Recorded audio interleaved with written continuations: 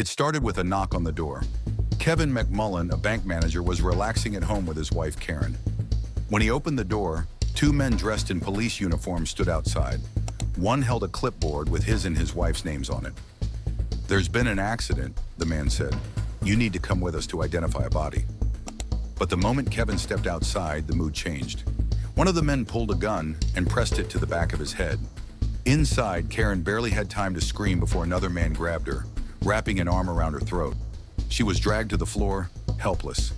At the same time, 20 miles away in Belfast, Chris Ward was watching football with his family, his mom, dad, brother, and girlfriend. A man knocked at their door and claimed to be from the Celtic Football Club, Chris's favorite team. Chris thought he just wanted to talk about tickets or a match. But when he opened the door, two other men entered the house armed with guns. The men told Chris something terrifying. "This isn't about football. This is about your job at the Northern Bank."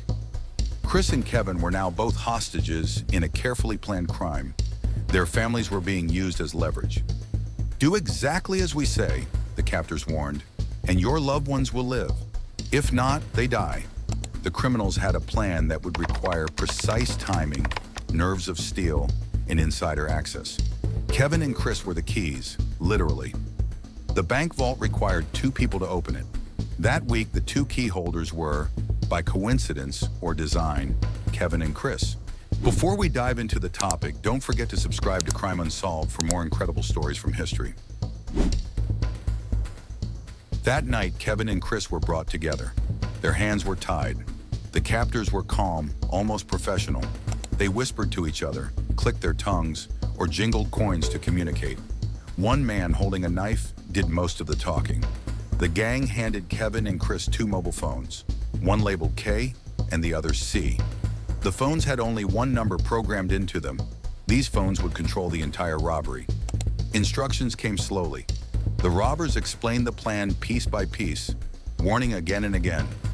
If you mess up, your families pay the price. The first step was simple. Kevin and Chris would go to work the next morning and act completely normal. No alarms, no suspicious behavior. Chris even asked for a can of beer that night. Surprisingly, the gang gave it to him. Maybe it was to calm his nerves. Maybe he wanted to show he was cooperating. At around 2 a.m., the robbers let them sleep.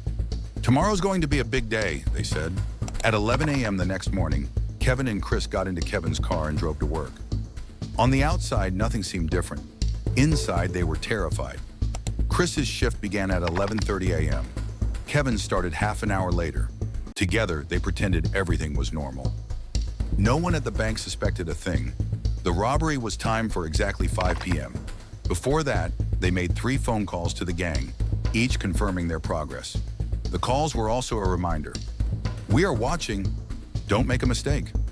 At 4:30 p.m., Kevin told the staff they needed to do a recount due to a balance error. Most of the staff went home. Only Kevin, Chris, and 2 security guards remained. At 5 p.m., they walked down to the underground vault. Using their keys, they unlocked the massive door. Inside were rows of green metal boxes filled with fresh banknotes, millions of pounds. They moved to a blind spot where security cameras couldn't see them. They filled the first bag with £1 million in cash. Chris walked it out to a nearby bus stop and left it there. Minutes later, a man picked it up and walked away. Chris thought it was over. Then his phone rang. "Good, you followed the plan. Now go back and get the rest." The gang had told them earlier to switch the metal security seals on the green boxes to white ones. Why? Because in the bank's system, white seals meant the boxes contained only waste paper. Kevin and Chris began loading the sealed boxes with real cash. Each box could hold nearly £1 million. They stacked them onto trolleys, 24 boxes total. But how would they move them out? Only a special delivery company called Securicor was allowed to enter the alley behind the bank. Kevin was told, "You're the boss, figure it out." Kevin walked into the control room and told a security guard, Billy, that a van would be arriving to pick up waste. Billy opened the rear gate. A white van pulled into the alley. 2 men jumped out. Over the next 7 minutes, the boxes were loaded into the van. £18.5 million vanished without a sound. But it still wasn't over. Kevin and Chris rushed back inside. This time they grabbed black garbage bags and stuffed them with used banknotes, pounds, euros, and dollars. No green boxes to hide them, no tricks, just bags of money. They pushed the bags past Billy, who never checked them. Why would he? Kevin was his boss. Another van arrived. They loaded the bags. Another 5.1 million pounds. Gone. When the van left, one of the men simply said, "That's it, lads. You can go." At 8:10 p.m., Kevin called the police and confessed, "I just helped rob the Northern Bank."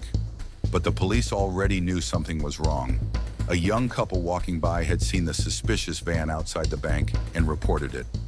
By the time officers arrived, the van was gone, and with it, 26.5 million pounds. It was the biggest robbery in UK history. The police began a massive manhunt. They raided homes in Belfast, Dublin, and Cork. They arrested suspected IRA members and criminals. One man was found with 100,000 euros hidden in a box of washing powder. Another had millions buried in compost. One man even tried burning stolen banknotes in his backyard. But the most shocking arrest was Kevin McMullen. The police believe someone inside the bank had helped to plan it.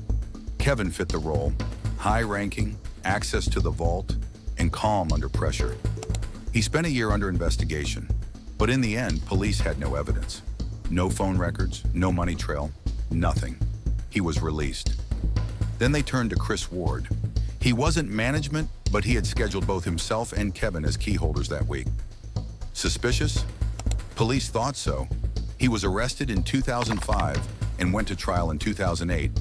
But again, no proof. The schedule had been made by bank management, not Chris. He was acquitted. The police had made 13 arrests and conducted 22 searches, but no one was ever charged for the actual robbery. Chris's family had been held in his home the entire time.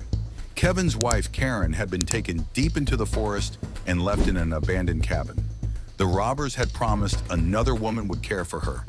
That was a lie. Before leaving, the captors destroyed Karen's car and wiped every trace of their presence. They left no fingerprints, no DNA, no clear trail. A crime without answers. The Northern Bank robbery was more than just a theft.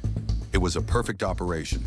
No alarms, no violence inside the bank, no suspects brought to justice, and most of the money? Still missing. To this day, the case remains unsolved. If you liked the video, don't forget to like and subscribe to the channel.